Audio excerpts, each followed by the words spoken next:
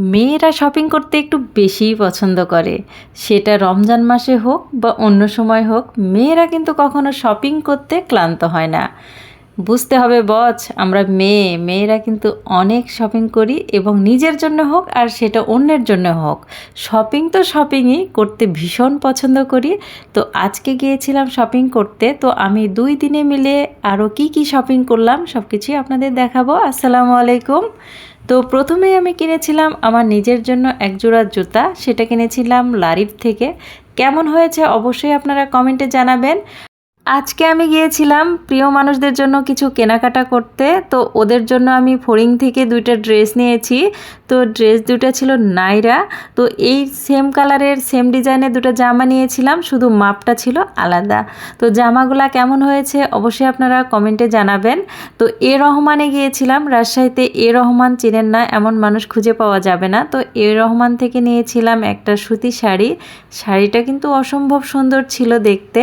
তো আমার দেখেই কিন্তু পরতে ইচ্ছে করতেছিল, এতটাই সুন্দর ছিল শাড়িটা।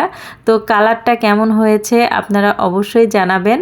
তো আমি নিয়েছিলাম জমির উদ্দিন থেকে একটা শাড়ি, এটাও আমি একজন প্রিয় মানুষকে গিফট করব, এই কারণে। শাড়িটার কালার ছিল একদম গাঢ় সবুজ কালার, খুবই সুন্দর লাগছিল দেখতে। আর শাড়িটার কাপড়টাও কিন্তু অসম্ভব ভালো ছিল। তো শাড়িটা আমার পছন্দ হয়েছিল, যাকে আমি গিফট করব জানি না, সে যদি পছন্দ করে তাহলেই আমার সার্থকতা। তো শাড়িটা নিয়ে নিয়েছি। এরপর আমি নিয়েছিলাম ড্যাশ কালেকশন থেকে আমার ছোট বেবির জন্য একটা জামা, যেটা রাফ ইউজ করতে পারবে, সুতির মধ্যেই ছিল, জামাটা অনেক সুন্দর ছিল। তো ঈদে যেহেতু বাড়ি যাব, অনেকগুলাই জামা লাগবে, তো এই কারণে নিয়েছিলাম যেন বাড়িতে গিয়ে ও পরতে পারে। তো এরপরে আমি আরও কিনেছিলাম একটা গজ কাপড়, এটা আমার জন্য। তো এই গজ কাপড় দিয়ে আমি ডিজাইন করে জামা বানাবো। তো কাপড়টা কেমন হয়েছে দেখুন একবার, আমার কাছে কিন্তু অনেক ভালো লেগেছে। তো এই কারণেই নেওয়া, সাথে ম্যাচিং করে সেলোয়ার এবং ওড়নাটাও নিয়ে নিয়েছিলাম। আর এটা ছিল একটা সুতি শাড়ি, শাড়িটা অসম্ভব ভালো ছিল। এটা বাটিকের একটা শাড়ি, ভেবেছিলাম ঈদের দিন অথবা ঈদের পরের দিন সকালে পরবো।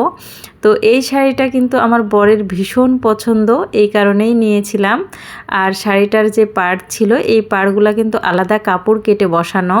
আর কালারটা ছিল অসম্ভব সুন্দর, ভেতরের জমিনটাও কিন্তু খুব সুন্দর লাগছিল দেখতে। আমার কিন্তু অনেক পছন্দ হয়েছে। তো আমার বর বলছিল এটা নাকি পরলে আমাকে অনেক মানাবে, এই কারণে নিয়েছি। তো দেখা যাক কেমন লাগে। আর এই তো ফড়িং থেকে আমার 2 বেবির জন্য 2টা জামা নিয়েছি, আমার দেবরের মেয়ের জন্য একটা এবং আমার মেয়ের জন্য একটা। তো দেখুন কেমন হয়েছে। তো দুজনার জন্য ম্যাচিং ড্রেস যেহেতু পেয়ে গিয়েছি, এই কারণে দুজনের জন্য 2টা ম্যাচিং ড্রেস নিয়ে নিলাম। আর আমার দেবরের বেবির জন্য টাকা পাঠিয়েছি এবং দেবরের পাঞ্জাবির জন্য টাকা দিয়েছি, যে ওরা ওখান থেকে কিনে নেবে মেয়ের পছন্দ মতো। আর আমি এই ড্রেসগুলো নিয়েছি বাসায় রাফ ইউজের জন্য, ঈদে যেহেতু বাড়ি যাব, এই কারণে আমার কিছু জামা কাপড় লাগবে। তো একদম রেডি জামাগুলো নিয়েছি যেন আমার বানানোর প্যারা না পড়তে হয়। তো এই কারণে আমি এই জামা 2টো নিয়েছিলাম। তো এটা একটা ছিল, আর একটার সাথে এই ওড়নাটা ম্যাচিং করেই নিয়েছিলাম। আর এই জামাটার কাপড়টা অসম্ভব ভালো ছিল, একদম আড়ং সুতি বলছিল, একদম সফট একটা সুতি কাপড়ের মধ্যে।